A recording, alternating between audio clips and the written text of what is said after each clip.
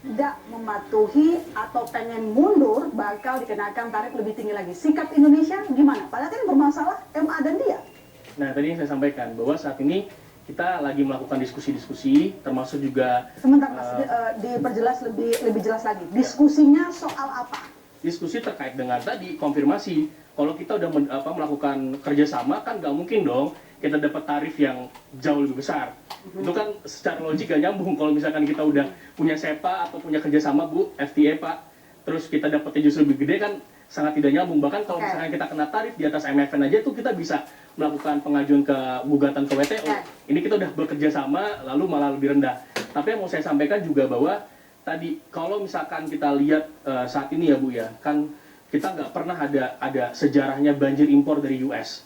Yang ada saat ini biasanya yang jadi kalau kita lihat ya di beberapa tahun terakhir yang ada banjir impor baja dari China, banjir impor tekstil dari China. Kalau kita lihat sebenarnya justru malah antara US atau Amerika Serikat dengan Indonesia produknya itu sebenarnya tidak saling berkompetisi, sebenarnya saling melengkapi. Kalau kita lihat lagi contoh, kita biasa mengirimkan produksi dari industri padat karya, Laskaki tadi saya disebutkan data-data yang tadi saya sampaikan. Lalu juga kita kirim CPO kita, kelapa sawit kita, minyak kelapa sawit kita. Lalu kita juga beberapa kali mengirimkan juga furnitur kita. Sebaliknya dari US mengirimkan produk-produk high tech. Mereka juga mengekspor kita khususnya untuk gandum, di mana gandum itu jadi salah satu bahan baku produksi mie instan kita yang saat ini juga tentunya ketika kita mendapatkan gandum yang jauh lebih murah akan lebih baik untuk industri makanan. Tapi jangan lupakan ada komitmen Indonesia untuk melakukan pembelian dan investasi 33 miliar dolar Amerika Serikat loh Mas. Sementara Amerika Serikat nggak ada kewajiban itu. Nanti dijawab ke situ, saya ke Pak Iro dulu. Pak Ikrar, melihat apa yang disampaikan tadi, Amerika Serikat, Donald Trump kali ini bahkan mengancam lagi, kalau Anda nggak ikut saya, intinya gitu ya kalau disederhanakan, Anda nggak ikut saya ancam Anda lagi, kenakan tarif lebih tinggi lagi. Oke. Kira Indonesia gimana? Langsung katakan menolak. Langsung menolak? Ya. Kalau nggak menolak, artinya apa tuh Pak? Gini ya, saya sebagai student of international relations, itu pelajaran pertama itu adalah bahwa yang namanya perjanjian dagang. Ya perjanjian dagang, nggak ada kaitannya dengan geopolitik, geostrategis ya. Dan kalau Bapak tadi Pak Pahala bicara bahwa misalnya bahwa ini bicara juga mengenai macam-macam lah ya. Sekarang saya tanya ya, tahukah Anda di dalam perjanjian itu ada pasal mengenai labor?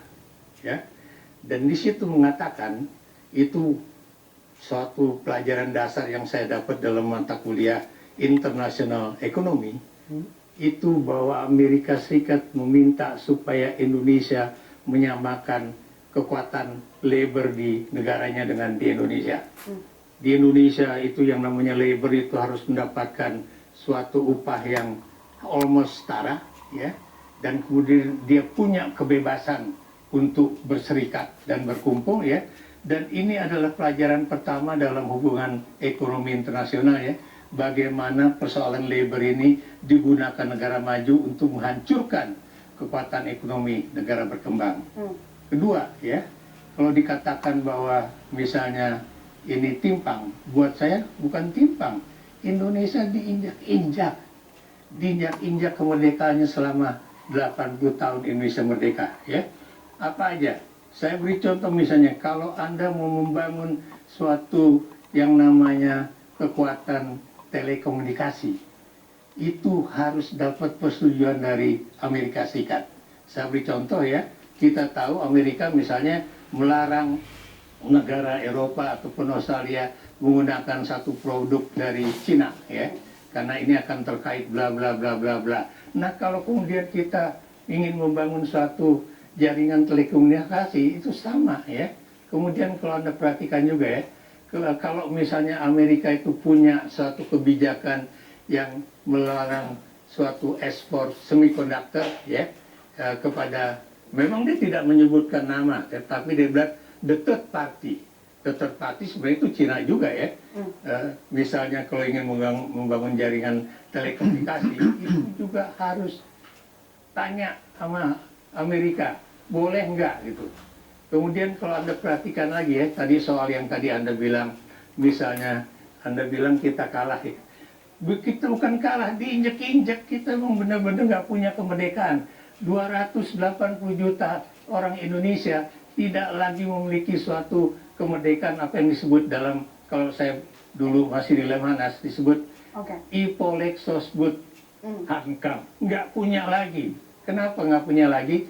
Karena semuanya ditentukan. Misalnya Anda mau berteman sama siapa, kalau dianggap itu teman Anda itu bukan masuk dalam daftar list Amerika yang dianggap sekawan, itu dilarang, ya. Dan kemudian kalau Anda masuk nanti, kalau kita masih bicara dengan apakah kita mau aktif di BRICS atau tidak, Anda tahu salah satu pasal yang terkait dengan BRICS itu, makanya kenapa negara-negara itu takut bicara soal itu, karena ini juga akan menjadi suatu hal yang juga digunakan oleh Amerika untuk meningkatkan misalnya tarif dan sebagainya. Kalau kita memang benar-benar mitra, most favored nation tadi yang Anda katakan itu, harusnya Amerika juga menggunakan apa yang digunakan oleh negara-negara yang masuk dalam kategori most favored nation. Oke. Berapa persen? 5-6%, bukan 10% atau 19%. Itu omong kosong. Makanya kenapa beberapa negara mengatakan kalau memang kita itu benar mitra dagang, harusnya lu ngasihnya 5-6% dong. Jangan kemudian 19%. Dan 19% itu hanya berkurang 13% dari 32%. Tapi Anda tahu, bukan cuma angka 33 miliar US dollar kewajiban Indonesia untuk beli barang dari Amerika, tapi juga kemerdekaan politik kita hilang, kemerdekaan ekonomi, pertahanan, keamanan juga hilang. Jadi benar-benar kita ini benar-benar diinjak-injak, karena 90% perjanjian itu bukan soal ekonomi perdagangan semata, tapi ini juga terkait dengan kemerdekaan Indonesia, termasuk juga demokrasi kita. Oke, baik. Pak Hala, tadi disampaikan oleh Pak Ikrar, Indonesia diinjak-injak. Kemudian juga disampaikan, kalau saya rangkum, Pak Ikrar merasa bahwa harusnya bisa dapat 6% dong. Artinya 32% turun 19% bukanlah prestasi. Begitu kan Pak Ikrar? Jadi saya mau menanggapi dulu. Memang dari dulu yang namanya perjanjian dagang, geoekonomi selalu tergantung terkait dengan geopolitik. Nggak pernah ada yang namanya perjanjian dagang tanpa adanya hubungan politik yang kuat. Jadi kalau tadi Pak Ikrar bilang bahwa mana ada dalam sejarahnya bahwa yang namanya perjanjian dagang dikaitkan dengan urusan politik, itu memang dari dulu seperti itu. Memang permainannya adalah seperti itu. Itu yang pertama.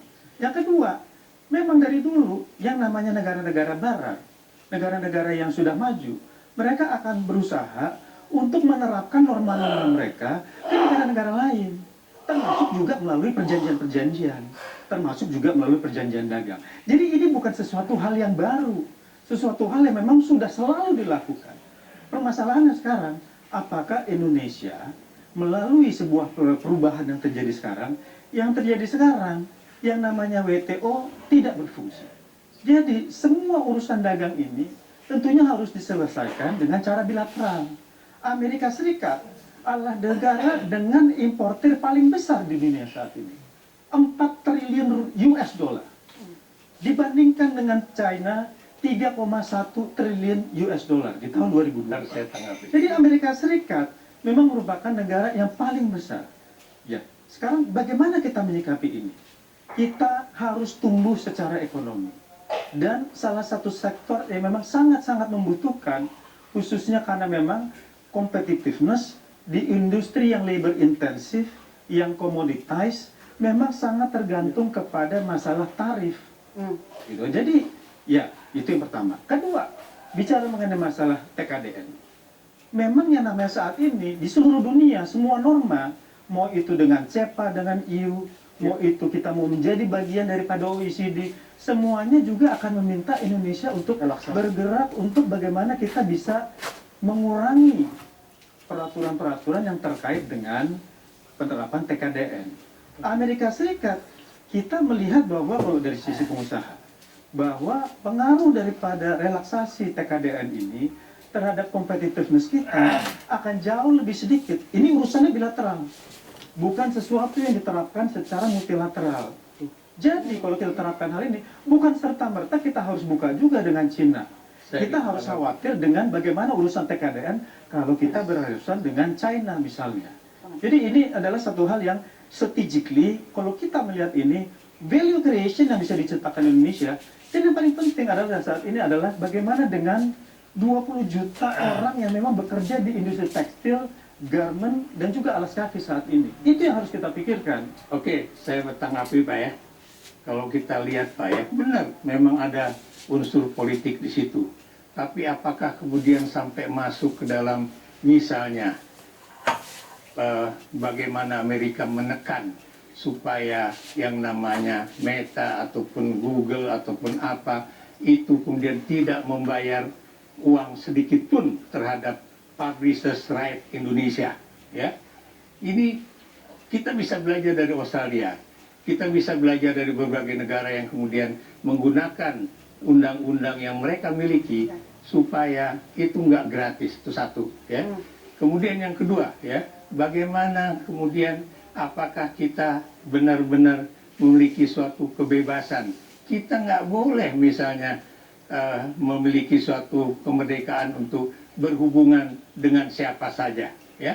Dan kemudian kalau Anda perhatikan bagaimana pengaturan mengenai geopolitik, geostrategi itu dimasukkan ke dalam suatu komponen, ya, di dalam itu, ya, seakan-akan ini hanya terkait dengan persoalan tarif. Dan jangan lupa siapa yang kemudian menentang kebijakan Trump ini adalah dari Mahkamah Agung Amerika Serikat sendiri yang melihat bagaimana permintaan dari importir Amerika Serikat sendiri dan juga konsumen Amerika, karena tarif Trump itu benar-benar menyebabkan mereka juga susah untuk mengimpor dan rakyat membayar mahal barang-barang impor sendiri, ya. Makanya kalau dilihat situ tarif Trump itu di mata Mahkamah Agung Amerika inkonstitusional.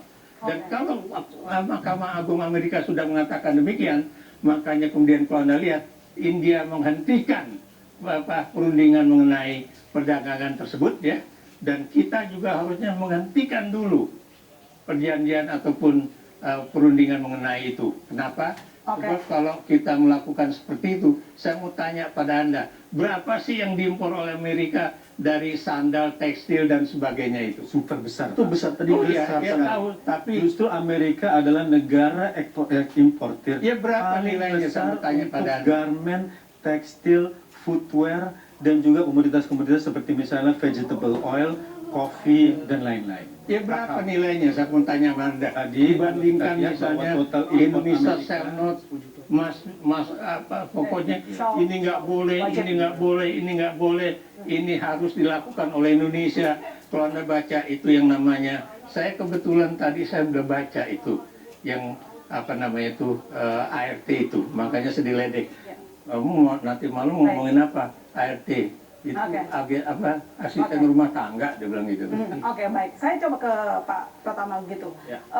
Dari sejumlah kesepakatan, ada yang sensitif yang Anda jelas tahu, salah satunya soal transfer data. Apakah ada isu kedaulatan yang terlanggar di sini? Ya, begini Mbak Ilona. Sebenarnya isu ini sudah ada sejak beberapa bulan yang lalu ya, ketika tiba-tiba kita terdadak White House mengeluarkan publikasi bahwa di antara perjanjian dagang ada ngomongin masalah transfer data, dan itu tidak diomongkan sama sekali oleh pemerintah kita saat itu. Dan kemarin juga dibahas lagi. Begini, kita tahu bahwa data is the new oil, data is the new gold, ya kan? Gimana sih Mark Zuckerberg bisa sekaya ini? Gimana Jeff Bezos bisa sekaya ini? Emang dia jualan buku? Emang dia jualan apa? Nggak ada, data gitu. Ya kan, gimana Mastercard, gimana Visa, gimana mereka bisa menjadi perusahaan yang sangat besar sekali? Data gitu. Nah, oleh karena itu, ketika ada perjanjian antara Amerika dengan Indonesia, kemudian ada kesepakatan bahwa Indonesia nggak boleh lagi loh ya, membatasi ketika ada transfer data ke perusahaan-perusahaan Amerika. Nah, tapi perlu saya luruskan dulu, transfer data itu bukan berarti kita memberikan data kita ke sana ya, bukan ya. kita mentah-mentah memberikan data ke sana, bukan. Tapi kita menggunakan platform-platform, kita menggunakan perusahaan-perusahaan Amerika, clouds, kemudian media sosial dan lain-lain begitu, yang ketika ada perjanjian itu gitu ya, kita masih belum bisa melakukan pengamanan terhadap data masyarakat kita. Kenapa belum bisa melakukan pengamanan gitu? Karena dalam perjanjian itu disebutkan bahwa Indonesia nggak boleh memaksakan bahwa data itu harus localization gitu.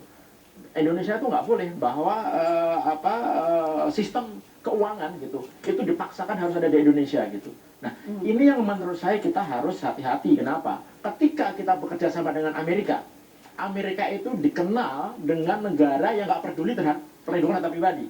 Mereka nggak punya undang-undang perlindungan data pribadi. Sehingga ketika Eropa dia bekerja sama dengan Amerika, Eropa punya General Data Protection Regulation gitu ya, harusnya nggak boleh tuh kerjasama dengan Amerika karena Amerika nggak punya level keamanan yang setara. Akhirnya apa?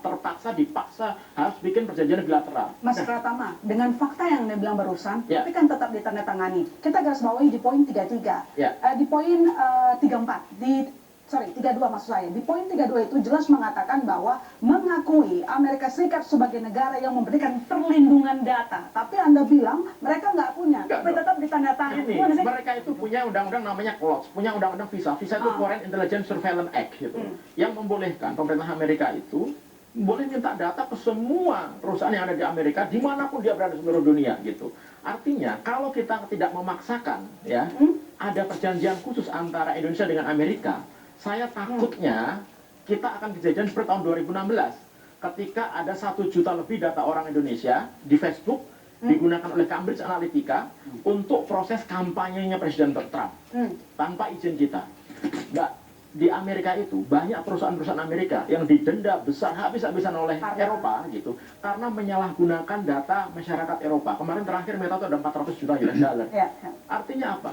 Kita ketika ada perjanjian seperti ini kan harus berpikir, oh memang di dalam undang-undang kita, undang-undang nomor 27 tahun 2022 tentang pelindungan data pribadi itu membolehkan di pasal 56 kita meletakkan data di luar negara Indonesia. Tapi ya gitu, data itu data apa gitu? Data yang dengan kekuatan yang sama dan itu digarisbawahi bahwa Amerika harus memberikan kekuatan yang sama, pengamanan yang sama dengan data yang di Amerika. Di Indonesia belum bisa. Kenapa? Karena undang-undang ini belum bisa dijalankan. Gitu. Kenapa belum bisa dijalankan? Karena lembaganya belum dibentuk sama presiden sampai saat ini. Baik. Mas Umam, jadi apakah memang dari kesepakatan soal transfer data ini ada kedaulatan negara yang dilanggar menurut Anda? Termasuk di isu-isu kayak sertifikat halal, TKDN. Saya coba tarik dari perspektif yang lebih global. Apa yang terjadi saat ini bukan hanya Indonesia. Yang sudah menandatangani ini ada 8 negara.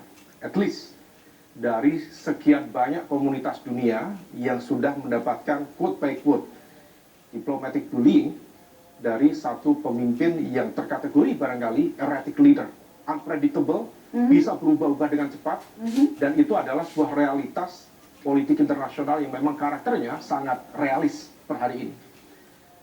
Dan kalaupun Indonesia mendapatkan 19%, tadi udah diperdebatkan, ada yang menganggap itu sebagai sebuah capaian karena turun dari 32%, ada yang dianggap tidak. Tetapi di negara-negara lain, praktis juga di angka yang relatif tidak jauh berbeda. Malaysia di angka 19%, sama. Titik perbedaannya hanya soal kesepakatan kita tidak boleh, mereka tidak boleh beli nuklir, kita ada klausul tentang itu. Tidak ada klausul tentang itu. Kita cek sekali lagi, Taiwan. Taiwan adalah aliansi tradisional, bahkan satelit dari Amerika yang ada di Asia Timur. Toh juga dikenakan 15%. Artinya apa?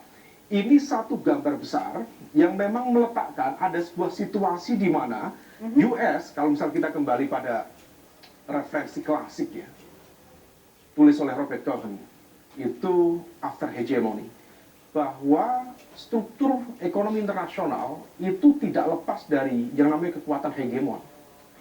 per saat ini diakui atau tidak, bukan hanya struktur ekonomi global, lembaga-lembaga multilateral juga tetap berada di bawah kekuatan hegemon. Dalam konteks ini adalah Amerika Serikat. Oke, baik. Tapi Nah, kalau bisa dibandingkan kalau dengan sebentar Mas, karena Anda tadi menyandingkan Indonesia dengan sejumlah negara, tapi adakah poin yang seperti disampaikan oleh Pak Ikrar tadi bahwa sepertinya Indonesia tersandra, apa kata AS, lo harus ikut?